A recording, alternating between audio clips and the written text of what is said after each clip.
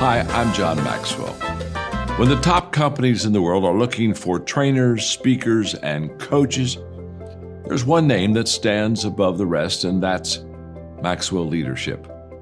Our certified team members have gotten proven results for companies all over the globe, and our reputation, I'm proud to say, is second to none. Some of our members have risen to the top of their profession, including the one you're going to meet today. I proudly introduce you to my friend Bob Fabian Zinka. Welcome to the Leadership and Success Podcast with your host, Coach BZ, where we help you lead with purpose and succeed with impact. If you're ready to grow into the kind of leader others want to follow, this podcast is for you. If you're determined to elevate your success and leave a lasting legacy, this podcast is for you. As my mentor, Dr. John C. Maxwell reminds us, everything rises and falls on leadership. Our goal is simple: to inspire you, challenge you, and equip you with insights that can transform the trajectory of your leadership journey. Welcome aboard to another episode of the Leadership and Success Podcast with Coach BZ.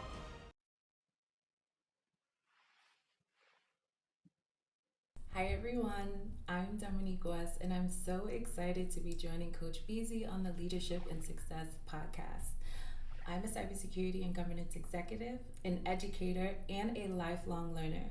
Over the past 15 years, from startups to global enterprises, I've worked across many industries, leading programs that help organizations build trust through secure, scalable, and inclusive security practices. I'm also the founder of Security in Color and Evolving Seasons, two communities I'm passionate about that are focused on making cybersecurity more accessible and helping professionals grow with confidence, clarity, and purpose. As a LinkedIn learning instructor, I'm passionate about teaching others that security isn't just about technology. It's about people, relationships, and reliability. In today's episode, we'll explore how to lead with authenticity, how to make inclusion a strategic advantage, and how trust, not fear, builds the strongest security culture. I can't wait to share this conversation with you. Thank you, Coach BZ, for the invitation, and to everyone tuning in, get ready for a real discussion on leadership, growth, and the human side of cybersecurity. Let's dive in.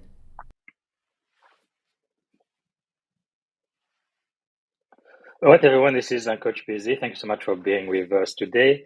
I am coming from an undisclosed location today, but I have a very, very special guest. And before we get started, actually, let me first give a shout out to David. David F. says he's grateful today for coffee and Cloudflare. And by the way, David, it looks like there was a huge Cloudflare outage today. A significant portion of the internet went down.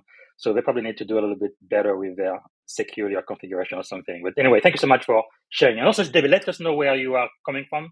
And for everybody else who's watching live, please let us know where you are joining us from, what city, what state, and if outside of the US, since we have the global audience now, which country. And like David, please let us know what you are grateful for. I think it's very important to have the attitude of gratitude. And also, if you have a question for my guest, please type it in the comment, and I'm going to make sure she answers your question live right here on LinkedIn and YouTube. Okay, our moment of gratitude. This takes less than a minute. And part of the reason why I do this is because in the military, I've been in the Navy for 21 years now. There is a huge epidemic where about 21, 22 veterans commit suicide every single day. And I think it's impossible to be suicidal and grateful at the very same time. We really need to improve our mental health and focus on that. So if you are able to, I ask that you maybe close your eyes if you can, take a deep breath, and take a moment to think about one thing that you are grateful for today. I think I am really grateful for relationship, for people. I really believe I've never met a stranger in my life. That's just the way I think. I think everybody is my friend, and I really love adding value to other people, and many times they add value back to me. And so many times in my life, people I don't even know, they've gone above and beyond, and they've helped me and allowed me to be the man I am today.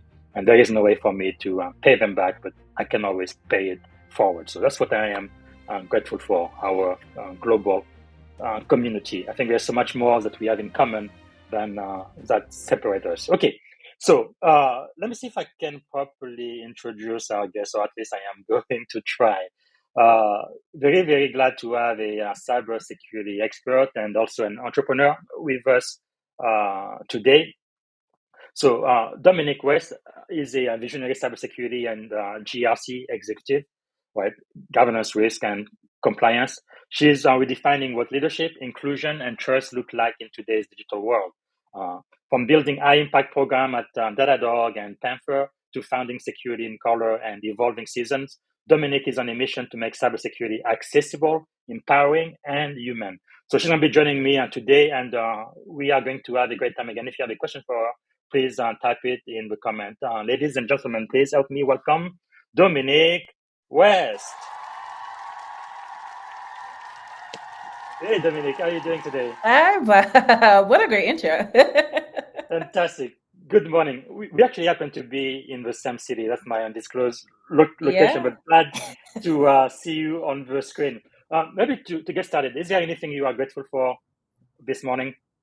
Yeah, I am grateful for time. Time is a valuable resource that I have been fixated on. It feels like my whole life. And I'm in a space where I actually have time to have slow mornings, right? To think Yes. things through, to be present with myself, with my family and my friends. And that's something I'm eternally grateful for, because I know that's really hard to come by these days, is to get time and space Yes. to be able to do something. So yeah, I'll say I'm grateful for that today. Well, that is really powerful. It's really one resource that we really cannot redeem. Once it's gone, it At is all. gone.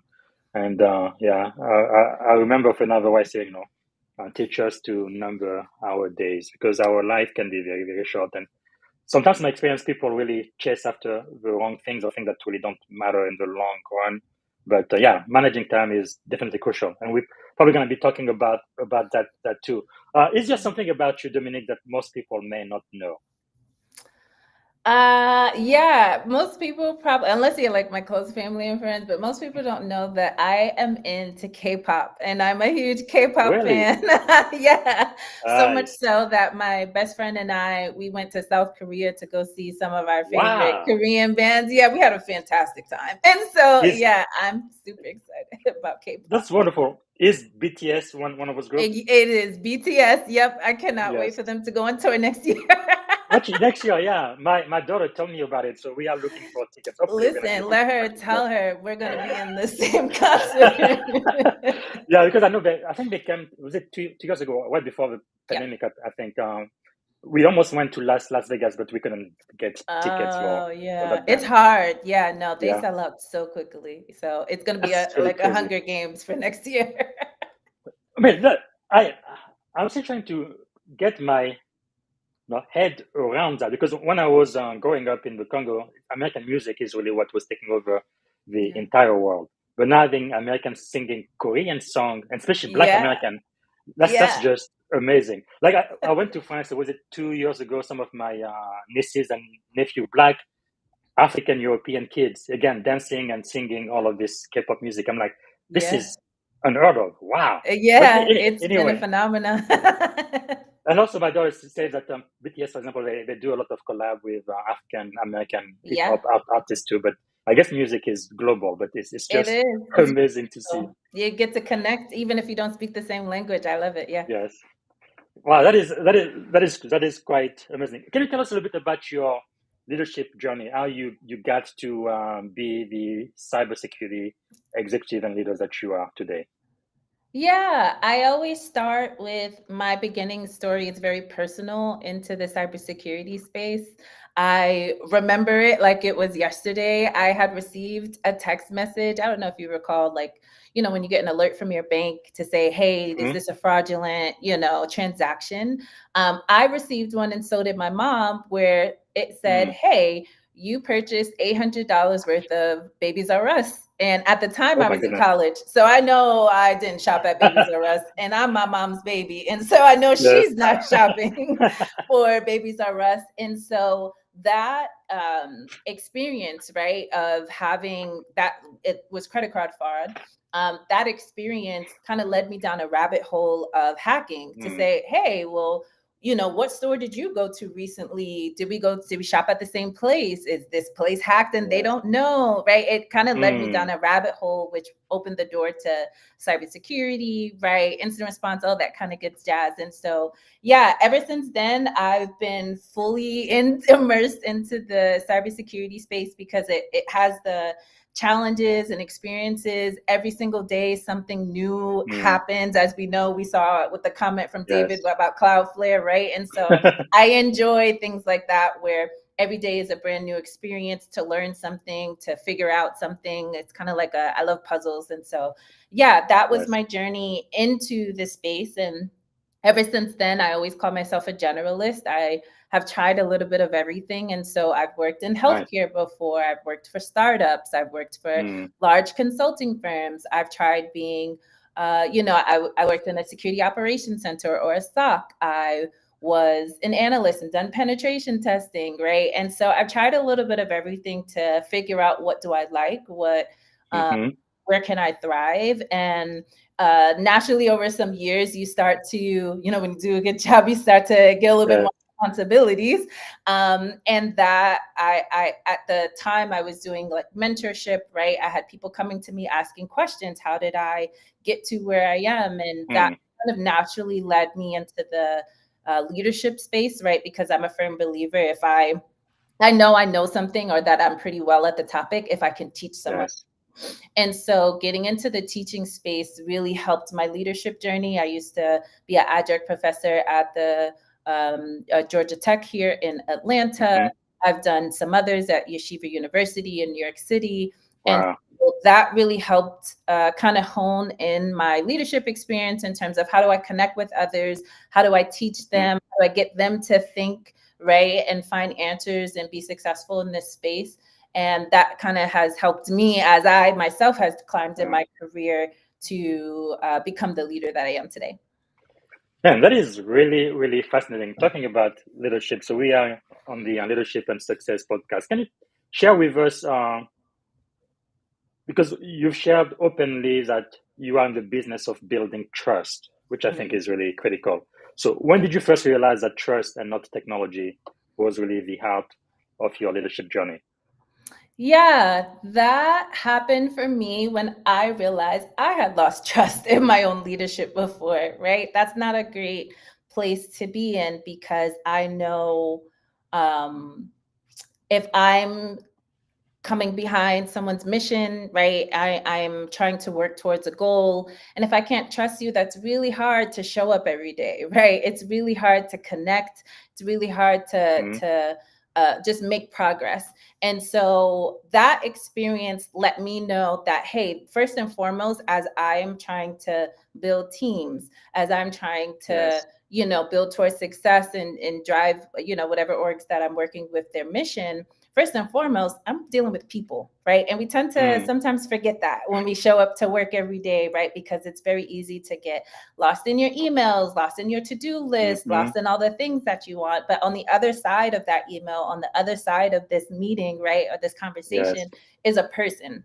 And so if that person doesn't trust you, right? Or doesn't trust that you have their best interest or know how to guide them, it is really difficult to be Mm, successful. It's really difficult to lead a team when there's distrust, because that's what you're going to be focused on. Right now, I'm just focusing on people. I'm not focusing on the work. And that's what I care about. I want to focus on the yes. work, right? I want to show up. I want to make sure I'm doing a good job. I want to make sure that we're making progress to whatever we're trying to do. And that's hard Mm-hmm. when maybe you forget about the people that you're asking them, right? Like you're asking them to show up every day for 8 hours a day to work towards Yes. something. And so, yeah, that experience definitely informed how I show up as a leader, which is now showing up with empathy first, right? For the people who I'm trying to lead, who I'm trying to connect with. And I've just found that that way forward has brought me more success than perhaps Yes. some other ways that I've experienced. Well, that is really powerful. And I know you've also said, and I completely agree, that security is about relationship and reliability. We just talked about trust. How does a trust first security culture look like inside high pressure organization or really industry we are in? Yeah, that looks like reaching out to others. There's a pretty negative connotation when it comes to security, right? We work in Mhm. silos. We're blockers. We Yeah. are the hammer that comes down. It's all kinds of euphemisms that you want to use. And so Hmm. I yeah, I always want to take the tone of collaboration. And so for leaders, that could look like, hey, if I work at an engineering first organization, right, I'm going to go join the engineers where they are. I'm not going to expect Mm. them to necessarily come to me. It would be great. Hmm. But Yes. I also have learned that I have to meet people where they are. And so sometimes I've shown up to some of their maybe engineering demos, for example, or Hmm. product demos, right? Or I've been asked, I'll sometimes connect with the leaders to say, hey, can I join or sit in and shadow some of your meetings so I can learn like what your roadmap Right. is? What are you all talking about? What are the challenges you're experiencing? Hmm. Um, I will do my own kind of what do you call that, rodeo show, where I'll go around to each Yeah. leader like, hey, what's one challenge that security could help you with to help me Wow. build then a roadmap, right? Because that's an easy way for me to say, hey, if I can get some quick wins for these people, if I can show them Yes. that I'm coming with a tone of collaboration, it's much easier than when I need Mm. to maybe come and make some changes or Yes. to have to implement something or to provide a solution, right? That I'm trying to get some buy-in from. And so Mm. I've also learned that speaking the language of your audience will take you much further. I have fallen into the trap myself where I want Yes. to talk about, mean time to detection and all of these other Hmm. cybersecurity jargon or babble, as my coach calls it. And that goes over the head of people. They don't Yes. understand me, and we're speaking two different languages. And so understanding who your audience is. And so if it's engineers, right, it's asking them, but you're talking about implementation, right? It's about friction. If you're talking to Mm. finance, you're talking about cost, right? If you're talking to HR, you're talking about people. And it's having that Yes. awareness to say, who am I talking to? How can I connect with them? And then how do I make sure we're just talking the same language? Well, that is really, really powerful. Definitely show a lot of maturity. And you are right. I know like 20, 25 years ago, cybersecurity used to be called the Department of No. And that is so wrong, right? Because we are It's here so to hard to get enable over the that. business. Yeah, but we have to enable the business, right? Find a Yep. way to do whatever it is that the business strategy is asking for in a safe and secure way by managing, not taking care of the risk because you cannot do that, but managing risk to acceptable Levels, yeah. level. So when you lead your team, how do you coach members of your team to stay grounded in purpose, especially when the demand for cybersecurity feel overwhelming at times? Yeah, it always starts with your why. I've learned that Mm. the hard way is Yes. understanding like, why are you here? Why are you doing this? What are you interested in? And so, whenever, especially if I'm maybe being introduced to a new team or just in general, it's like, hey, like, do you know your why? Because it's easy to Yes. forget that, right? Because, like I said, when you show up every day, you will already have 10 things that will grab your attention, pull you away from the purpose that you maybe set out for, or the energy you wanted to bring to the table today. So I Mm-hmm. always start with my team members like, do you understand your why? Are you clear on that? I have notes on my own desk about reminding Wow. me, right, about things because it's easy to forget. And then once you kind of understand your why, it's also remembering that, hey, take a second. There's power in a pause. It's very easy to get into reactive mode, right? When especially when things are on fire. And at that time is when it's most crucial to have some calm. And so I'm very big on wellness practices being a part of my routine in order to be successful in cybersecurity. And that's something that I emphasize to other people as well. Because yes, you can know what to do and be prepared and everything of that nature. But when stuff hits the fan, it's, hey, do you remember to go back to that? Did you take a pause? Did you take a Yes. breath so you can respond accurately and that you're not coming from a state of chaos? Because that's just not helpful in a Wow. situation that's already pretty stressful. And so I do try to emphasize wellness practices to my team members so that way they know how they can handle stressful situations because Mm-hmm. it's cybersecurity is a stressful environment. Like regardless Yes. if we don't think so or not, it could be pretty stressful. And I've seen thousands of articles about burnout from all levels, right? From those who are from entry level all the way up to CISOs. And so it's really trying to figure out, how do we address a stressful environment that isn't changing, it's just getting more complex, right? And it's just getting crazier as AI and other technology get introduced. And so, yeah, for me, at least, I found what has been helpful for me and what I share with others is, what's your why? Why are you here? What do you want to do? Are you clear about that? Are you clear about who you are? And then two, what tools do you have in your toolkit? I'm big on having a toolkit, right? And so what tools are in your toolkit that can help you address whatever situation? Is it, I need to go meditate for 5 seconds? Is it, I need to call in my friend? I need to take a walk, right? Wow. Is it, hey, before I respond to a high pressured maybe conversation, do I need to take a pause? Do I need to, reframe and ask back to you about what was just being asked to me? Right. And so there's a number of different ways that you can handle things, but maybe the second thing I was, make sure you have a toolkit. So that way, whatever situation's happening, you can just pick out of it. Wow. That is really very insightful. I must say, I'm really amazed by your level of maturity, but also the impact you are having, not just in cybersecurity and in leadership, but it looks like you're also trying to diverse this industry. So you founded Security in Color to make cybersecurity accessible for underrepresented communities. Definitely a community I'm very, very much passionate about. What inspired you in that mission? Yeah, I remember it clear as day. Right before the pandemic, I was in a space where the community I was interested in participating in and looking for didn't reflect the identity I show up with every day, right? And so a great example would be, I would go to meetups, right? In-person meetups that were geared for technology. One, a lot of them were either geared for developers or user experience designers, not really a lot of cybersecurity professionals. And then when I did find them, they were men, which is not a problem, but there wasn't a lot of women, and there definitely wasn't a lot of women in color. And so, and then when I look to learn a lot more, right? So when I'm looking for, hey, what's the latest in cybersecurity news, right? What are people talking about? A lot of the people in those spaces didn't reflect me. And so I had went and created Security in Color as a way to have a voice, right, in this field, and to say, like, hey, I have a perspective that I know resonates with a lot of other people who look like me or not. And I wanted to, essentially just do something about it. And so it was a great experience. And that has now evolved into Evolving Seasons, which is another evolution of this journey, right? Because at that time with Security in Color, this was kind of at the start of my maybe leadership or transition from, individual collaborator to leadership. And so now that I'm more than a couple of years into this leadership space, right, I find myself there again in a leadership space, right? There's not a lot of Black women who are leaders in the cybersecurity industry, right?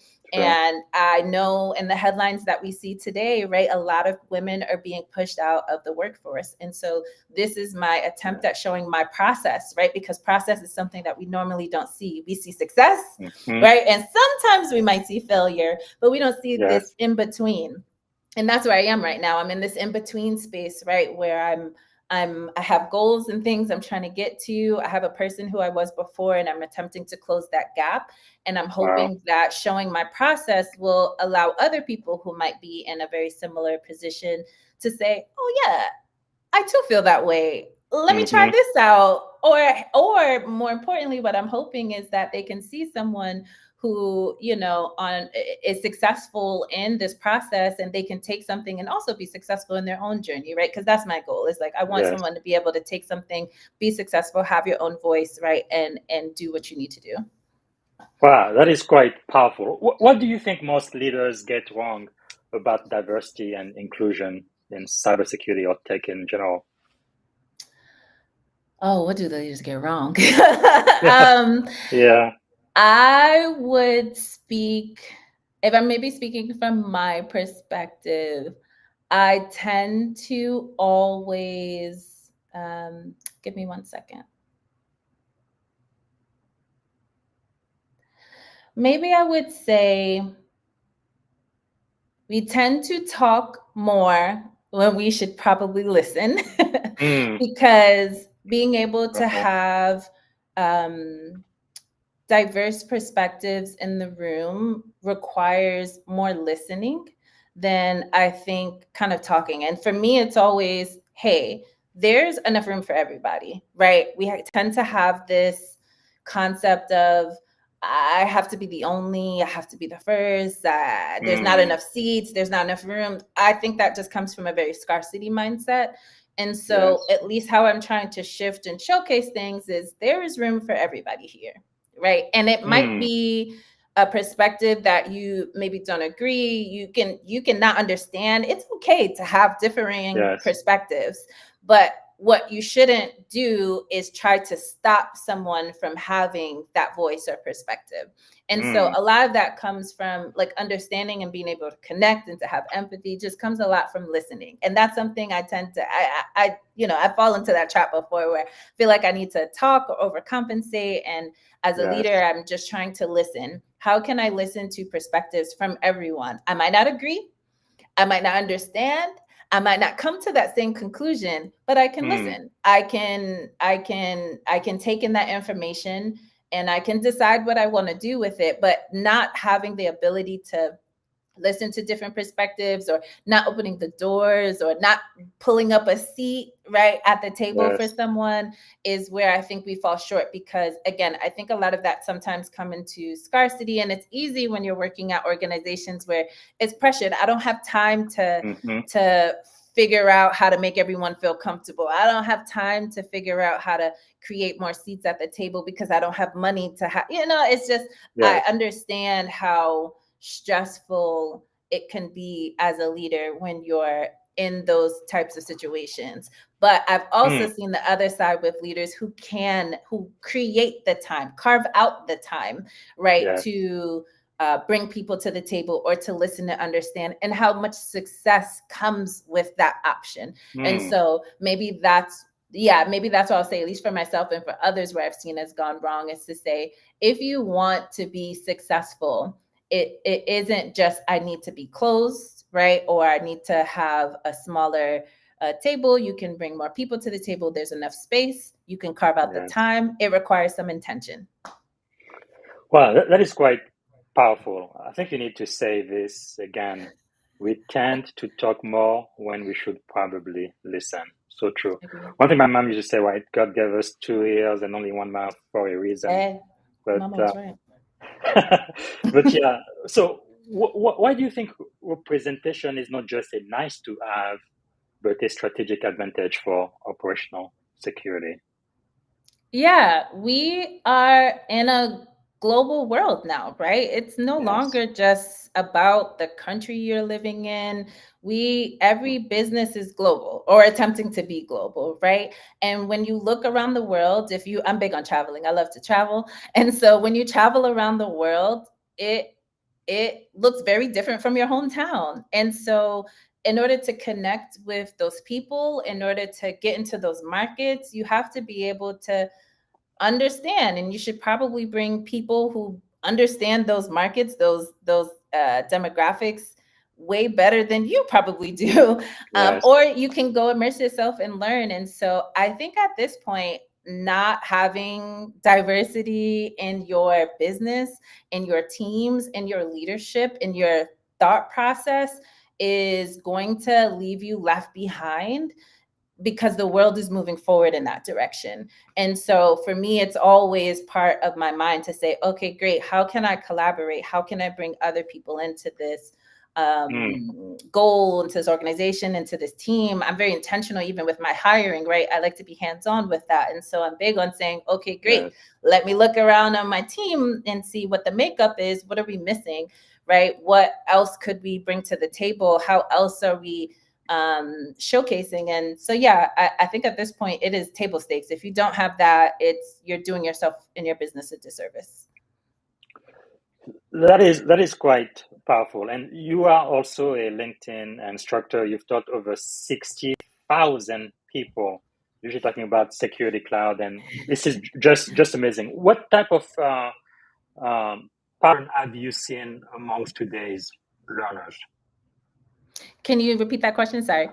What patterns do you see among today's Uh, learners?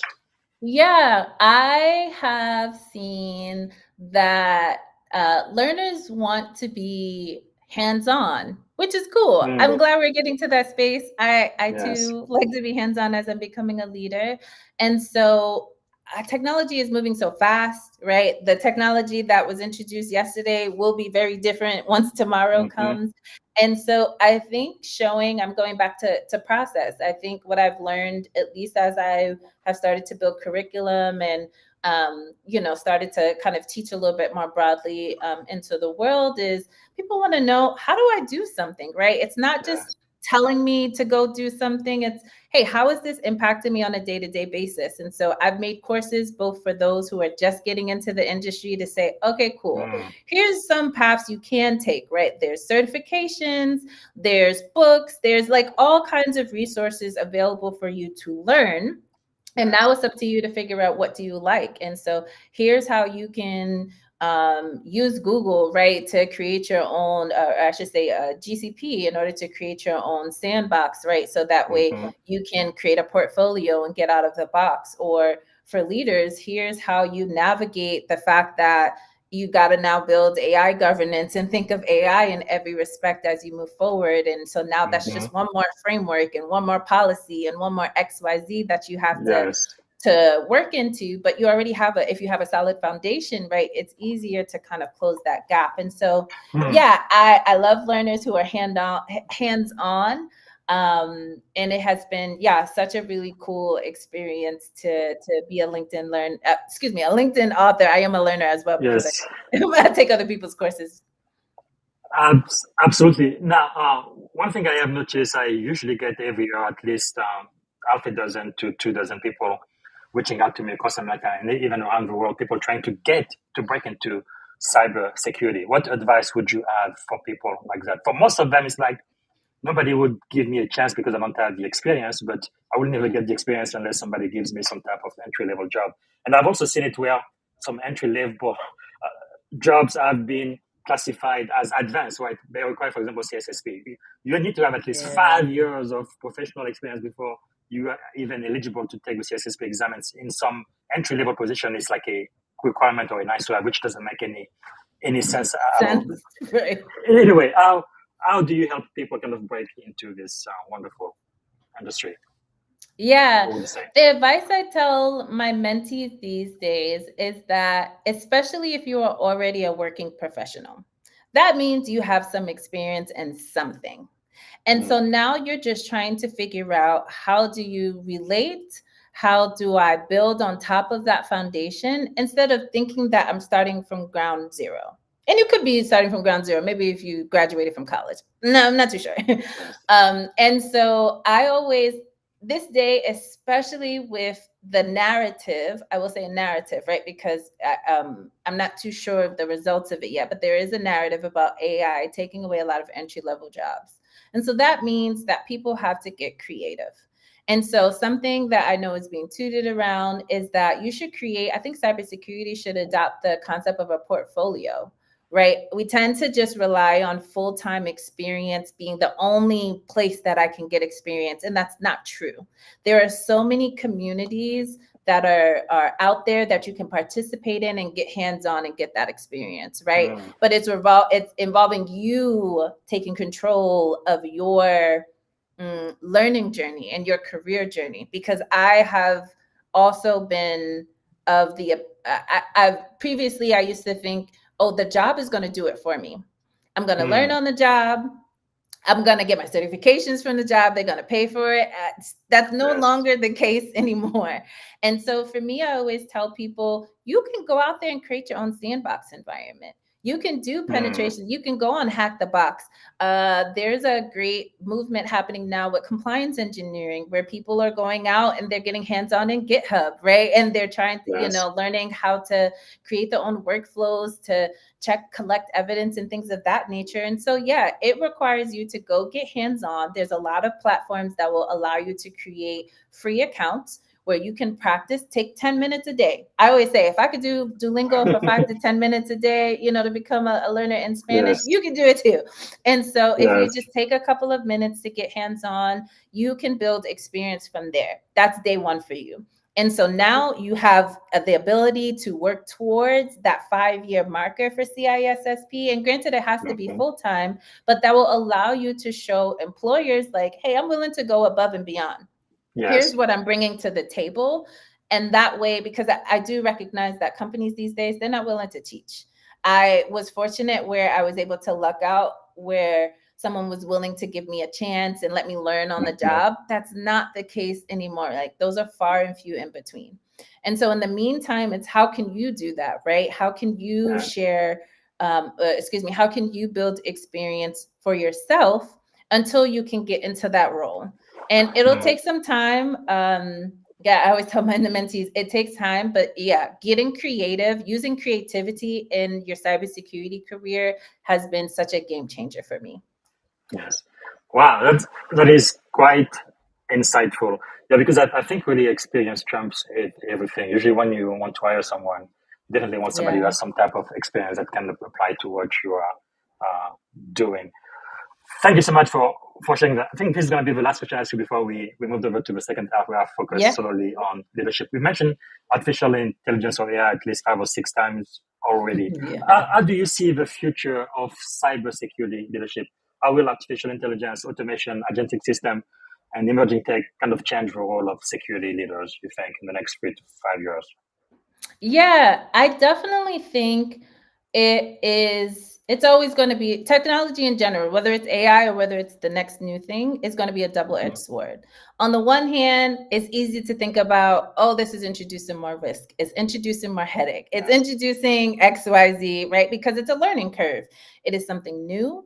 We don't understand it. We don't know it. We don't know even what's the use cases I want to apply it to. How do I secure it? How do I fit it into this very well, oiled machine that I already spent so much time building? But I also think, and what I'm excited about and what I'm getting more interested in is how it can help, right? Because for the longest, cybersecurity has lagged behind other I'm going to say industries or departments, right? In terms of being agile, right? Like you said, being an enabler for the business, it's how can we get ahead? How can we use it, right? And so there's a ton of use cases about how AI is helping detect things faster, right? Or taking a lot of the mundane out of what your teams are doing so you can get more to the interesting things. It's also helpful and creative as we're trying to solve challenges, right? As leaders, or we're trying to get ahead. And so, maybe I tend to take the stance of leaning more into new technology and kind of diving in to see how it can be a helpful factor. But I'm not naive enough to not say that it doesn't introduce more complexity. It will. Everything will. I think that's just the nature of the field that we work in. And so, it will continue to change. The agentic wave that we're on now and things of that nature is great. And then in 2 years, who knows where we'll be. Yes. Wow, that is really insightful. Okay, for the second half of the show, we're going to focus purely on leadership. Let me know, what do you think is the greatest lesson you've ever learned, whether it's leadership or life? Yes.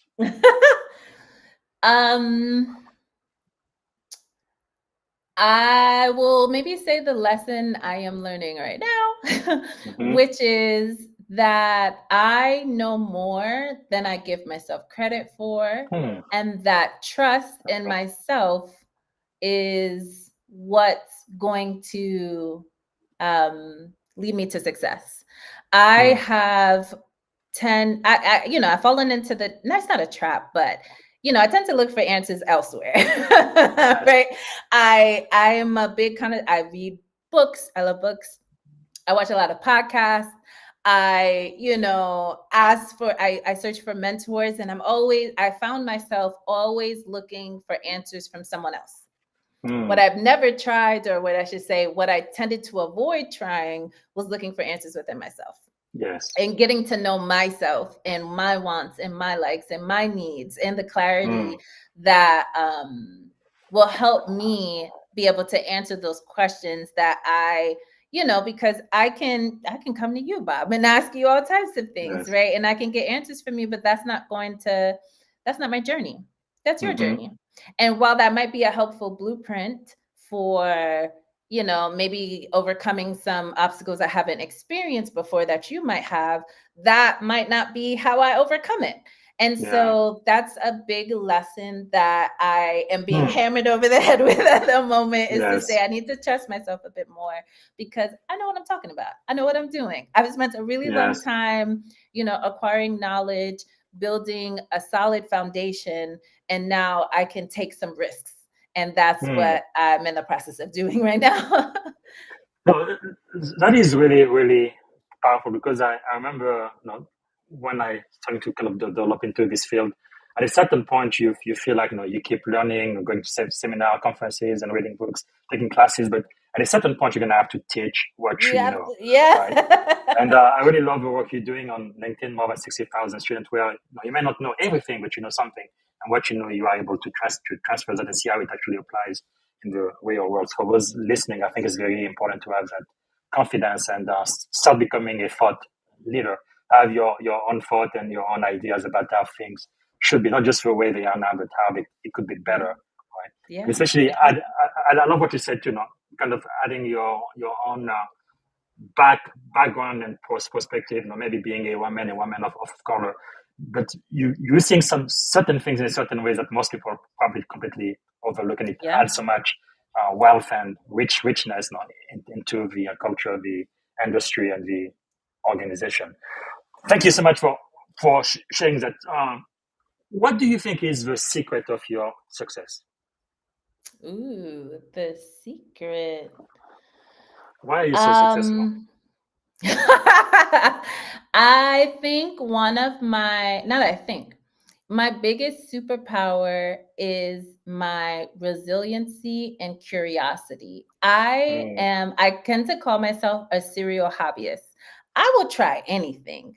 I've mm, jumped out of planes, I jump off cliffs, I've tried ice skating, I've tried all kinds of things. And I've taken the same approach in my career that I do to my day to day. And wow. so that my partner calls me crazy, but the craziness has helped me be able to, one, not only have just a wide experience in my Mm, life that is pretty rich, but it has yes. also taught me that I can try anything, and that if I get knocked down or if it doesn't work out, I can get up and try something else. And that Mm, has that's been cool. really helpful because I have gotten knocked down a lot. Yes. And it has helped me learn that I can get up quicker, and that sometimes the knockdowns are not as hard as maybe they were first when I was younger. And Mm-hmm. so those are the two superpowers I've been leaning into more, because I used to think that, like I said before, at the beginning of this, in calling myself a generalist, it was Yes. my curiosity that kind of led me down that path. I've had someone tell me that is going to, Mm. I'm going to fail going down that if I don't specialize, What? I am not going to be successful in this career. And I'm so glad I didn't listen to that person, because Good. that has allowed me to have such a rich career. So that way, now that I'm at a point where I have the time and ability to figure out what's next, I can say, Wow. okay, great. I'm not scared to try a bunch of different things. I'm not scared to bring this to Yes. the table. And despite getting knocked down, I know I can get back up. And so, yeah, those are the two superpowers I am taking with me in the future Mm. right now. No, that is. I am so glad you didn't listen to them, because eventually, even when you become a chief information security officer, you really need to be able to know the entire spectrum of security, right? This way, Yes. you can lead an entire team, even in things where you're not necessarily a deep expert in. That is quite powerful, resilient, and curious. Uh, let me ask you this. What do you think is the greatest leadership advice you have ever received? The greatest leadership advice I have ever received. Let me think.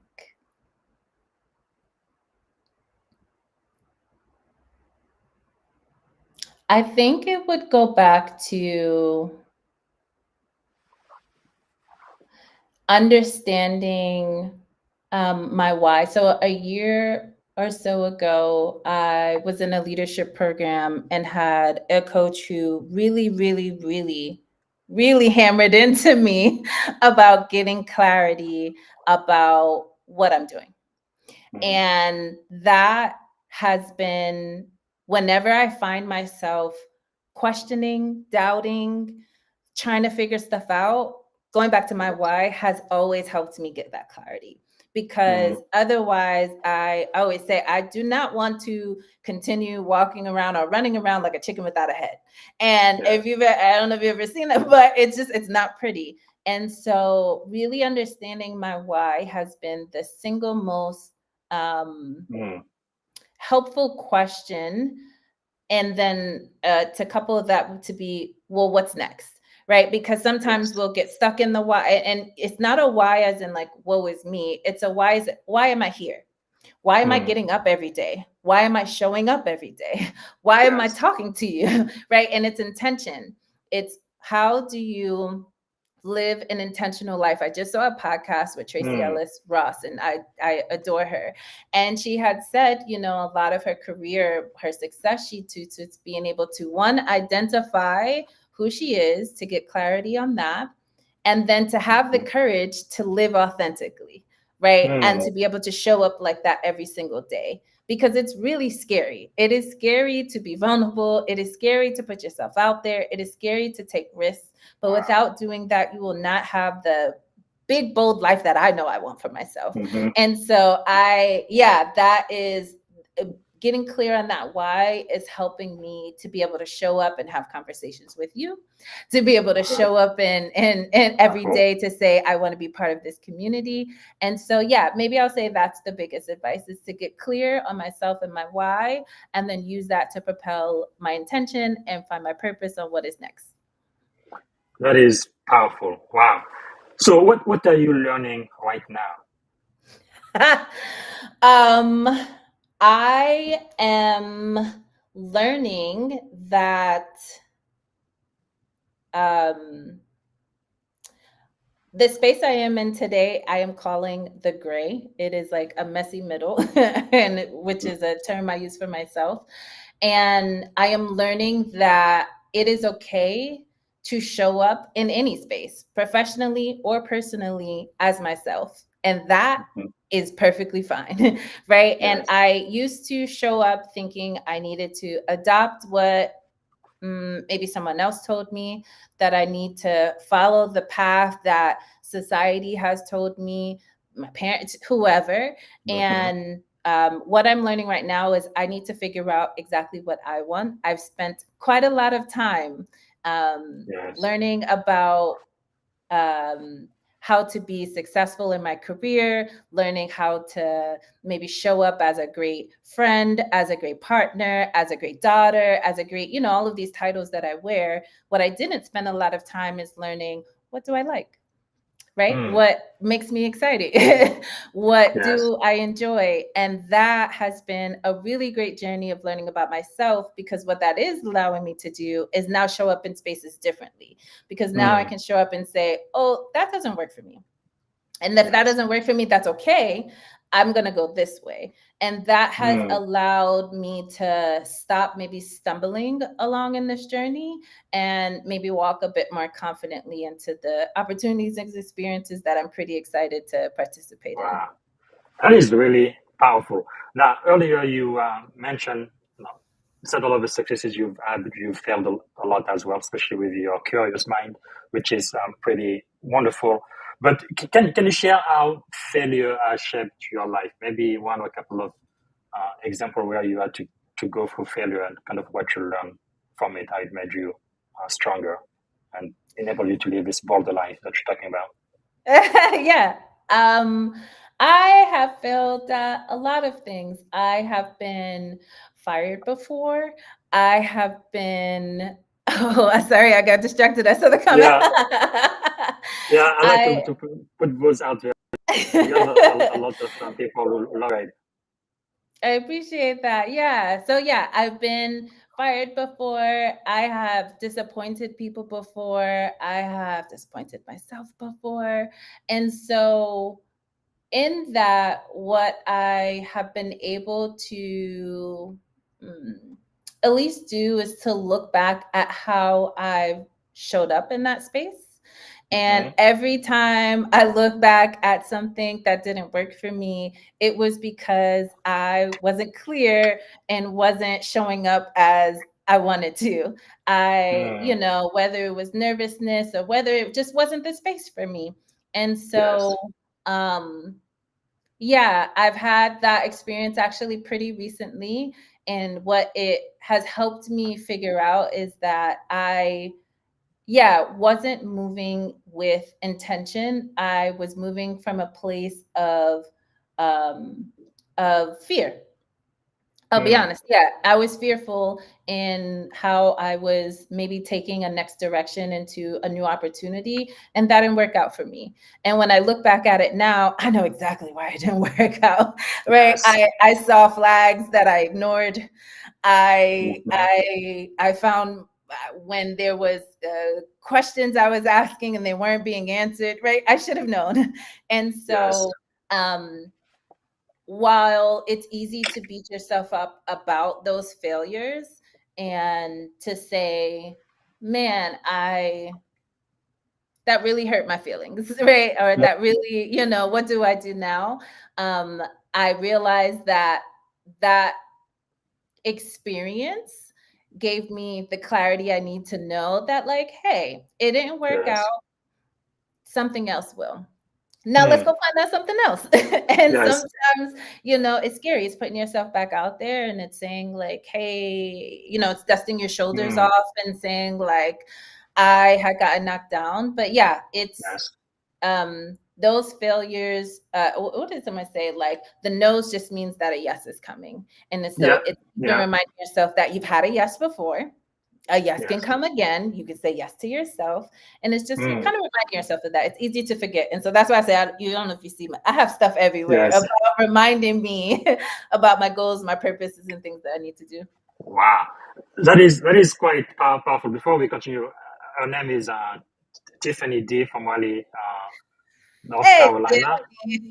So, oh, Yeah, you do know her. Okay. I do. So she's late, but finding your why is so valuable. Love you, Dominic. You're an amazing leader in cyberspace. So I really love those comments. Those listening live, please let us know where you are coming from.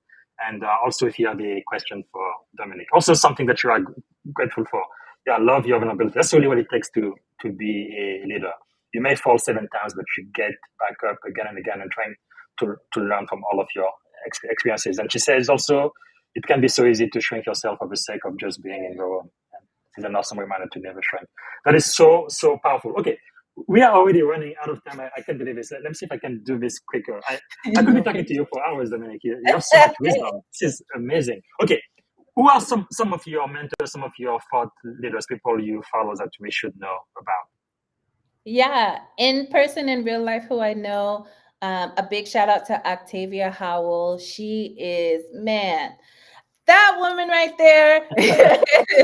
She had mentored me at a time where I almost a decade ago, I didn't know what I was doing in this career. I didn't know where I was going to go, and she embraced me so warmly and had taken me under her wing, and I credit her a lot to building the confidence of the woman who I am today. So I shout out to Octavia. That's powerful. I also want to shout out Julie Chapman, who is another in this current season that I'm in, is another woman who, I mean, and when I tell you, like, and this is also maybe advice that I'm gonna tell to people out there, I cold reached out to these women. I didn't Wow. know them. I literally went into their LinkedIn DMs and said, hey, my name is Dominique. I don't know what I'm doing right now. Here's what I've tried. I'm stuck in this place. Can you help me figure this out? This is what I'm trying to learn. I see you're an amazing woman. And I have just, I mean, Wow. embrace That's that I have amazing. felt from those two women, other women. Who is one of my mentors is Dr. Rabina Malik. I'll put her on Yes. LinkedIn as well. They have all just put given me such a warm embrace, have helped lead me, have dusted my shoulders off for me sometimes when I was afraid to have put me on the straight Yes. and narrow and said, go conquer the world. And so I Wow. will That's give wonderful. them always credit and shout out for it.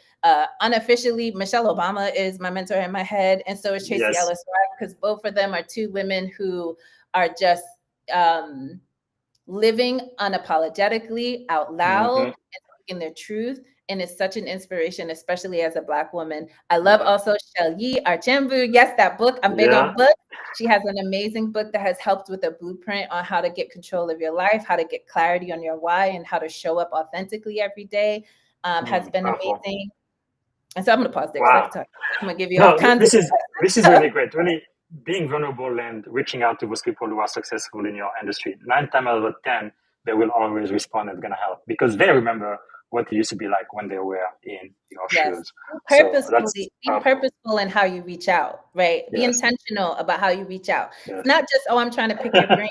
No, here's what I need help with. Here's what I'm trying. Here's how I'm going to Yes. show up. Here's how I'm going to take accountability for my career, for my success. And here's what I'm looking to get from you. So be purposeful. Don't just ask to pick Yes. brains. Be intentional about how you're trying to get mentors.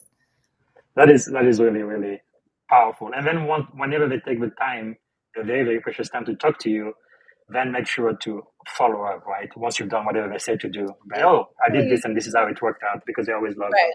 hearing it. That's I really have homework with wonderful. Julie right now that I need to do. So yeah, make Yes. sure you do it. Wow. So if you could choose 3 people to have dinner with, doesn't matter who they are, alive now, dead, or even mythical figures, who would you choose and why? To have dinner, man. I would choose Issa Rae. I love Issa Rae. If you all are not familiar from Insecure, Yeah. she is a funny Black woman who is out there conquering the world, and I know it That's would give me right. some good kikis and laugh at a dinner table. I would choose Quinta Brunson. I'm choosing all comedians right now. I think who is another woman who is conquering the world on Abba Elementary and everything, who's living unapologetically. And then my third one, man, that's such a good question, because I am definitely thinking about Michelle Obama. I clearly want to just have some very good conversation with some Black women around the table. And so that is definitely powerful. Now, you have contributed to 97 things every information security professional should know.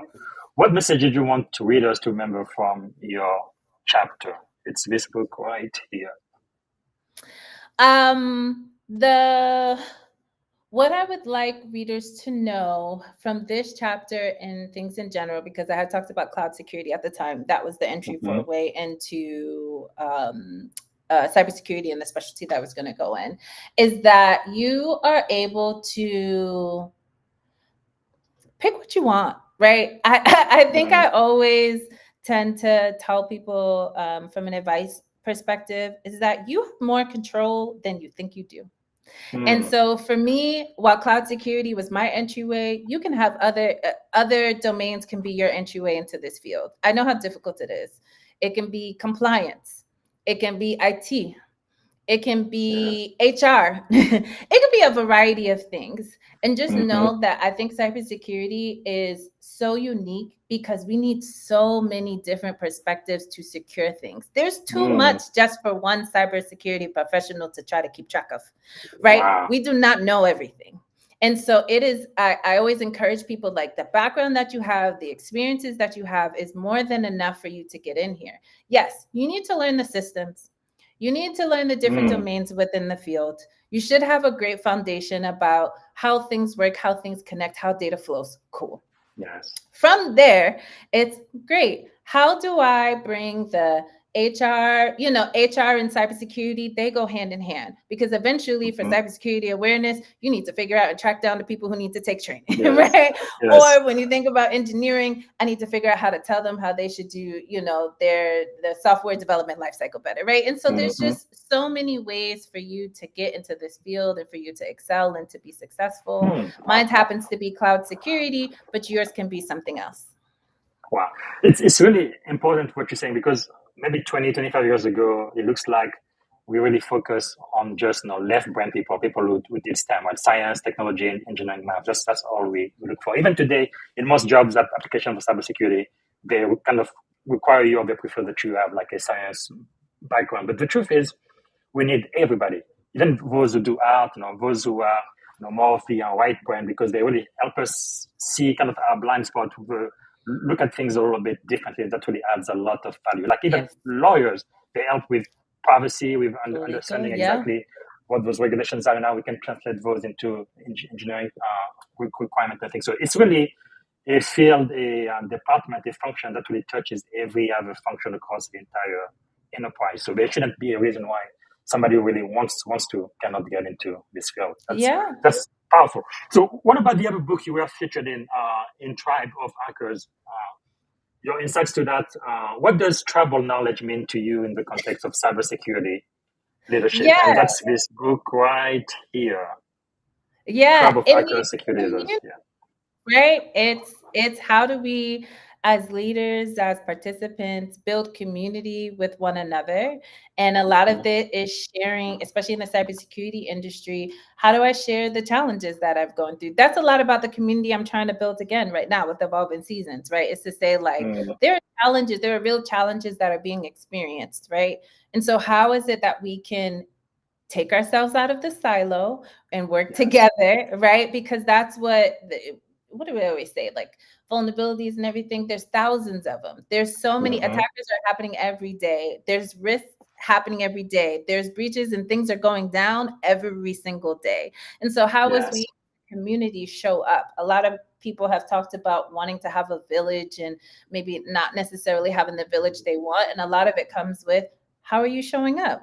And so how do show up and participate in the community? That's what Tribe of Hackers was for, specifically for cybersecurity leadership. And so you want to be part of the community and get out there, bring your voice out there. A lot of people probably don't think, I don't have the experience, I don't have the time, I don't have, excuses are plenty. And sometimes it's just saying, how can I have to go do a 2-hour drive, and right after that I have to do a TikTok. Right. And so I'm telling myself every day, I need to take 5 minutes to be able to accomplish these things. And so maybe that's the one that I wanted to get from that, or that's the experience that I got from participating in that book, right? Is that as a community, we have to come together, but more importantly, like, you have to share your voice and you have to reflect on how are you showing up to be part of that community or build the community that you want to see. Well, Dominique, I'm sorry, we're already 3 minutes, so we're going to keep you for 5 more minutes. I got it, Taylor. Thank you. I really enjoyed talking to you. You have so much wisdom, and I think a lot of people, especially women of color, who are trying to get into this wonderful field, I think they're going to get really inspired by you. So the books we talked about, the book you wrote, 97 Things, Collective Wisdom from the Expert. We talked about Tribe of Hackers for Security Leader, and you also mentioned a book by my mentor, Shelley Archambault, Unapologetically Ambitious. Is there any other book you would recommend to the audience, especially young Black women who really want to live a bold life like you do? Yeah, one book that lives rent-free in my head is a book called The Midnight Library. Oh, I can't remember. Is it Matt Haig, if I'm not mistaken? The Midnight Library. The Midnight Library. And it is a story about a young woman who is at a point where she's giving up on life. And she has an opportunity to go to the library, which is one of my favorite places. And she has a chance to experience the many lives that she forgot or thought that she couldn't experience for herself. She thought that she would be a swimmer. She thought that she would be, we'll just say an author. And what that book really showed me is the control that I had given up pretty early, right? Because it's we get so bogged down. Life is going to life, right? Yes. And it had showed me that the control and the type of life that I want is in my hands. And it's easy to forget that. It's easy to get into the passenger seat of life because there's so many obstacles and external forces. Life is heavy. I don't even want that is an understatement. Life is heavy. You will experience things that will continue to question you, test you. You will experience people that will question you and test you. And that book has reminded me and continues to remind me. Yes, it is. I mean, that book is phenomenal. And it continues to Wow. remind me that I can show up and I can continue to start over, that I can choose a new life if I want to, I can choose a new experience if I want to, I can ask Powerful. for help, build a support system, and the power is in my hands. And so I would Wow, recommend that that for is powerful. Yeah, especially the ability to ask for help when you need it. Just get rid it's of the hard. ego, and people would come to your help when you ask. Yes. Well, this is really really great. So, when you wake up in the morning, if you had the magic wand, you could solve any problem at all. What one problem would you like to solve tomorrow morning? Oh, a magic wand. Okay. Hmm. If I could solve any problem, it would be to increase the number of women in leadership positions. I'm going to Hmm. say around the world. I know I'm specific to cybersecurity, but when I say women are like, I have just had such great community with women recently, and Yes. it has the doors and confidence in life that has been breathed into me. I hope that I can be able to do that for other women. And so Mm, that's one mission that actually is something that I've done before, but maybe wasn't quite as yes. intentional, that I am very clear on now, is that I want to get more women, and specifically more Black women, into leadership positions. Powerful. And if this was your last day, you only had one day to live, what would you have liked your final contribution to be? Wow, you're going deep there, Bob. Okay. Yes. If this was my last day, what would I want my final contribution to be? I would say that my my life, I would want to wake up and know that every single decision I made that day, every Mm, action I took that day was something I could be proud of. And so I would absolutely spend it with myself, my family, and my friends. That is the core of who I am. That's the backbone that keeps me going from day to day. And so while yes. I absolutely want to make an impact on the world, knowing that I can make a difference in my family and friends' lives is, we can call it a day Yes. then. Powerful. Wow. Thank you so much for sharing. Okay, we are towards the end. That's where I ask you, how can we add value back to you? For one thing, for those who are watching, I definitely want everybody to follow you on LinkedIn, right here, linkedin.com in Dominique West, with a brilliant smile right there on LinkedIn. And then also sign up for your classes. So everybody needs to get the LinkedIn premium, and you have so many courses out there, especially for those who want to get into cyber security. So we already mentioned two books, one that you wrote, 97 Things, Collective Wisdom from the Expert, and also the one where you were featured, Tribe of Hacker. What else can people watching right now, how can they add value back to you? Yeah, so I am in the process of, like I said, building out Evolving Seasons to be just a multifaceted community space for those who are trying to get unstuck in life, like how I am. And so, if you can engage on those, I'm on TikTok and LinkedIn and Instagram and things of that nature. I will be sharing a lot of content primarily on LinkedIn, and I have a website coming. And so, yeah, if you could engage and participate there, that would be tremendous to me, because my goal is to figure out how to give back, right? I am a participant in the community, but I'm also attempting to bring value. And so it'd be Wow. helpful to understand how I can best serve those, because I have a servant mindset, a servant leadership mindset. And so that's Yes. helpful in the direction. That would be great to me.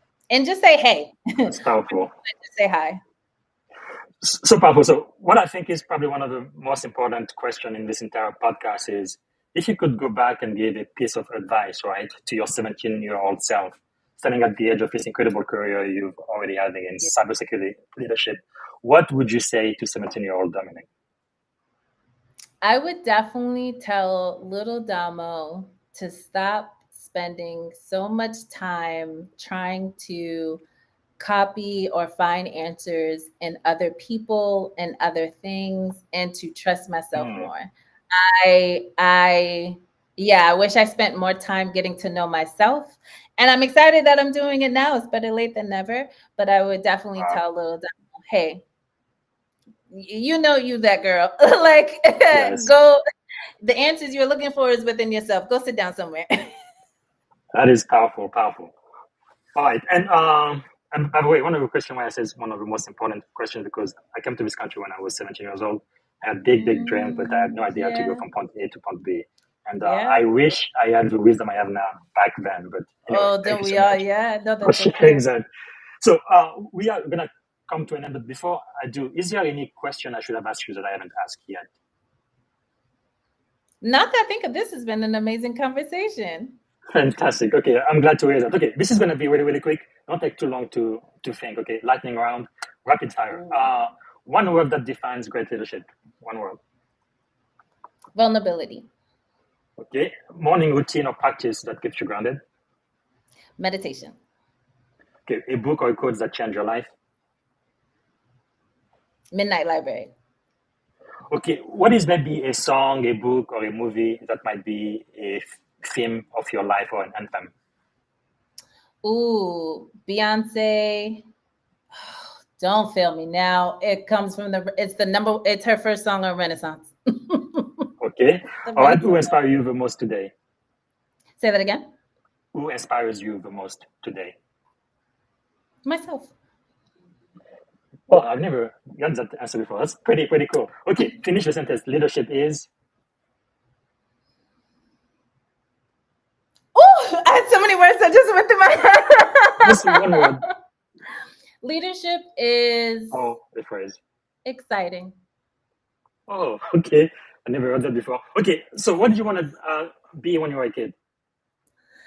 Oh, I wanted to be I thought it was going to be the next Christy Yamaguchi. I thought it was going to be an ice skater.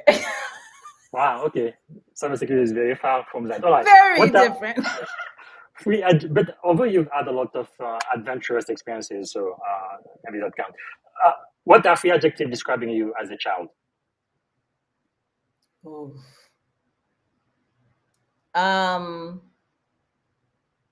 Oof. I was gonna say wild. I don't know if I should. Wild is fine. Okay, two more. Curious.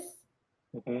And I was pretty bold as a kid. I'll say that. Yeah. Oh, what about as an adult?